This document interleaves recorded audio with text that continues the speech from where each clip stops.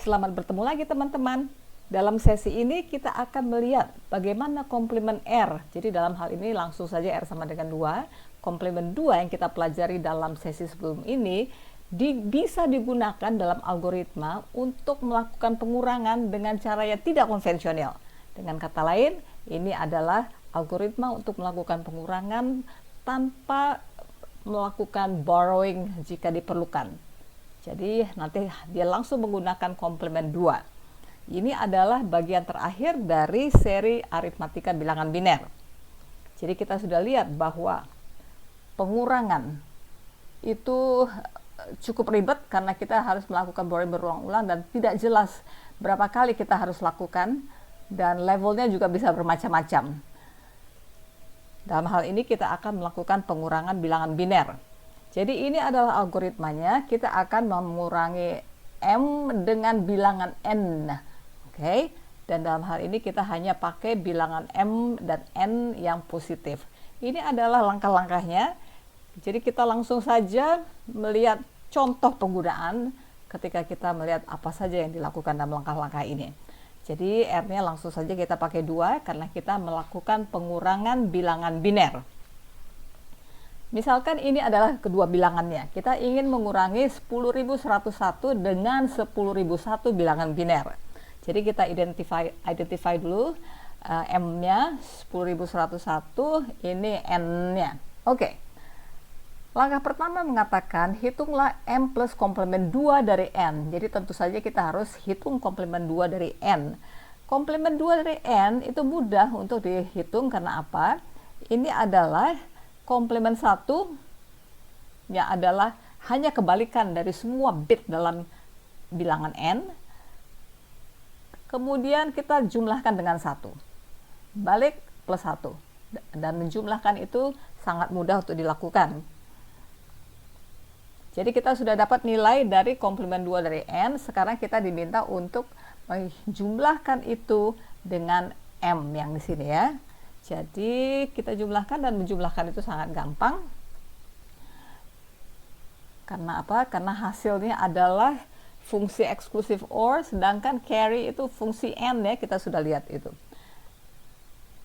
Jadi tadi bagaimana? 1 plus 1 adalah hasil 0, carry 1, 1 plus 1, 0, carry 1, 1 plus 1, 10 plus 1, 1 carry 1, 1 plus 1, 0, carry 1, 1 plus 1, 0, carry 1. Nah, kita lihat hasil terakhir punya carry 1. Itulah yang diminta diperiksa dalam tahap kedua. Katanya periksa hasilnya, lalu tolong lihat carry-nya. Nah, kita lihat bahwa carry-nya ini sama dengan 1. Jadi kita akan masuk ke langkah 2A, bukan langkah 2B. Hasilnya apa katanya? M minus N adalah bilangan positif dengan mengabaikan carry akhir tersebut. Jadi hasilnya adalah ini. Dia adalah bilangan positif. Positif apa? Positif 100 saja. Jadi satunya sebagai carry kita abaikan. Jadi kita langsung mendapat nilai itu. Oke, jadi M 10.101 minus N 10.001 itu sama dengan plus 100 bilangan biner. Coba kita cek dengan cara biasa, konvensional. 10.101 minus 10.001. Oh, ini pas gampang ya, karena ternyata kita tidak perlu melakukan borrowing sama sekali dalam contoh ini. 1 plus 1, 1 minus 1, 0 minus 0, 1 minus 0 sama dengan 1, 0 minus 0, 0, 1 minus 1 adalah 0. Oke, jadi cocok ya sama nilainya. Coba kita cek lagi kalau itu dalam bilangan desimal. 21 ya, ini 16 plus 4 plus 1 minus 17, 16 plus 1.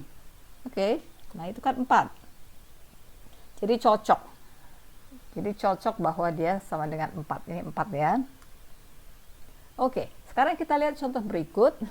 Kita ingin melihat apakah bagaimana caranya ini bekerjanya untuk kasus di mana pengurang lebih besar dari bilangan yang dikurang. Jadi kita rasanya nanti harus masuk ke B ya, karena hasilnya pasti negatif.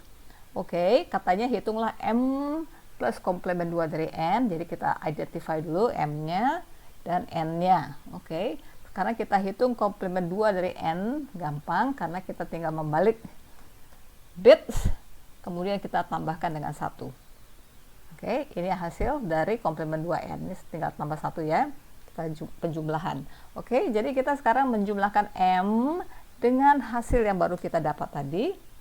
Menjumlah itu gampang, 1 plus 1, 0 carry 1, 1 plus 1, 0 carry 1, dan seterusnya. Nah, katanya cek hasil akhirnya. Kalau hasil akhirnya adalah 0, nah yang adalah demikian ya, carry akhirnya sama dengan 0, maka kita akan mengerjakan bagian B. Jadi kalau bagian B berkata, oh ini ada satu langkah lagi yang harus dilakukan. Langkah apa itu? Karena hasilnya katanya adalah bilangan negatif dari komplement R untuk bilangan yang baru saja kita dapat tadi. Hasil terakhir itu dengan mengabaikan carry. Oke, jadi berarti kita masih harus mencari komplement 2 dari bilangan ini, di mana ya carry tidak ikut sertakan ya. Kita balik plus 1 hasilnya sama dengan 0,0100. Oh, angkanya mirip dengan yang tadi ya. Hanya bedanya apa? Bedanya adalah sekarang kita memberi tanda negatif. Karena apa? Karena ini hasilnya hasil negatif. Oke, dan tentu saja kalau kita cek memang 17, ini 17 ya, minus 21 sama dengan min 4. Jadi sekarang kita bisa melihat kita punya algoritma untuk melakukan pengurangan tanpa melakukan pengurangan. Tentu saja di sini yang dimaksud pengurangan kedua ini adalah pengurangan secara konvensional dengan melakukan borrowing atau peminjaman di mana perlu. Dan juga algoritma ini mudah untuk diimplementasikan dengan rangkaian gerbang-gerbang logika. Pada beberapa sesi yang akan datang kita akan merancang ini. Sebagai latihan, lakukan pengurangan ini dengan menggunakan komplement 2 ya, dengan kata lain pakailah algoritma tadi.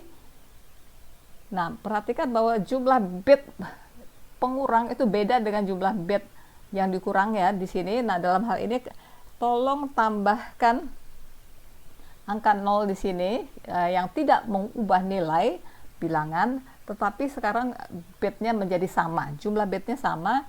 Jadi yang dicari komplementnya 2-nya nanti adalah 0101 ya, bukan hanya 1001. Oke, yang kedua ini jelas hasilnya pasti negatif ya. Yang nomor 1 hasilnya pasti bilangan positif karena pengurangnya lebih kecil. Di sini pengurangnya lebih besar, tentu saja hasilnya negatif. Sekian, dan jangan pernah berhenti belajar.